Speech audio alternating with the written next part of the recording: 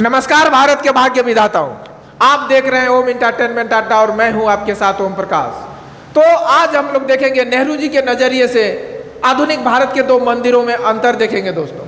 तो जैसा कि आप सबको मालूम होगा कि हमारे देश के पहले प्रधानमंत्री नेहरू जी भारत के IIT, IIM और बहुउद्देशीय बांधों को मंदिर का दर्जा देते थे दोस्तों।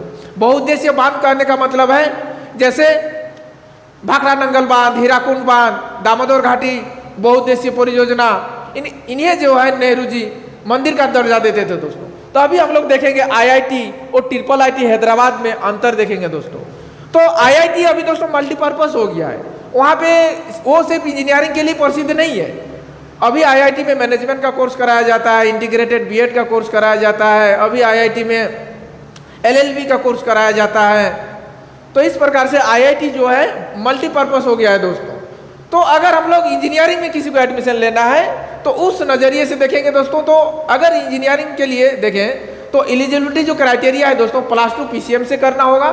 फिर वहाँ पे एडमिशन के मुख्यतः 2 चैनल है दोस्तों। नंबर 1 आपको JEE मेंस प्लस एडवांस होते हुए जोसा काउंसलिंग के माध्यम से एडमिशन दिया जाता है। और जोसा काउंसलिंग के तहत अगर आप जाते हैं तो फिर OBC और जनरल कैंडिडेट के लिए +2 75% मार्क्स चाहिए। और अगर आप ST या SC कैटेगरी से बिलोंग करते हैं दोस्तों तो फिर आपको 65% मार्क्स चाहिए। फिर नंबर 2 दोस्तों, जो सेकंड एंट्री गेट है वो आपका ओलंपियाड है। ओलंपियाड के माध्यम से भी भारत के टॉप IITs में डायरेक्ट एडमिशन दिया जाता है दोस्तों। टॉप IIT कहने का मतलब है दोस्तों जो नेहरू जी के समय के IIT है, जैसे IIT Bombay, IIT Kanpur, IIT Kharagpur, IIT Madras या फिर IIT गांधीनगर हो गए दोस्तों। अगर फी की बात करें दोस्तों तो 1 लाख रुपया पर सेमेस्टर फी है, लेकिन इसमें भी छूट का प्रावधान भी है दोस्तों। अगर आप ST SC कैटेगरी से बिलोंग करते हैं तो फिर आपका 100% ट्यूशन फीस माफ किया जाता है दोस्तों। और अगर आप OBC या जनरल कैटेगरी से बिलोंग करते हैं दोस्तों तो आपके सामने 2 कंडीशन है। नंबर 1, अगर आपका फैमिली इनकम 1 लाख से कम है तो फिर आपका भी ट्यूशन फीस 100% माफ किया जाता है दोस्तों। नंबर 2, अगर आपका फैमिली इनकम 1 लाख से 5 लाख के बीच है दोस्तों तो फिर आपको सिर्फ और सिर्फ 33% ट्यूशन फीस देना पड़ता है दोस्तों। आगे अगर हम लोग स्टाइपेंड की बात करें दोस्तों तो UG में सामान्यतः स्टाइपेंड नहीं दिया जाता है दोस्तों। PG और PhD में आपको स्टाइपेंड दिया जाता है।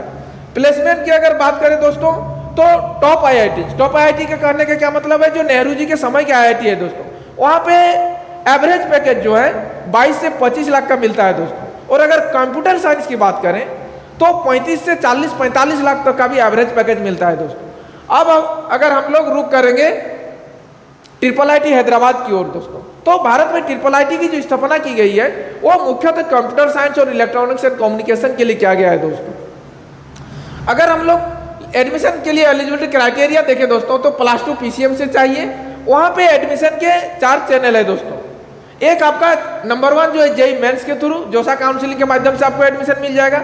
नंबर 2, IIIT हैदराबाद एक खुद का एग्जाम कंडक्ट करती है जिसे UG के नाम से जाना जाता है। तो UG के माध्यम से भी आप IIIT हैदराबाद में एडमिशन ले सकते हैं।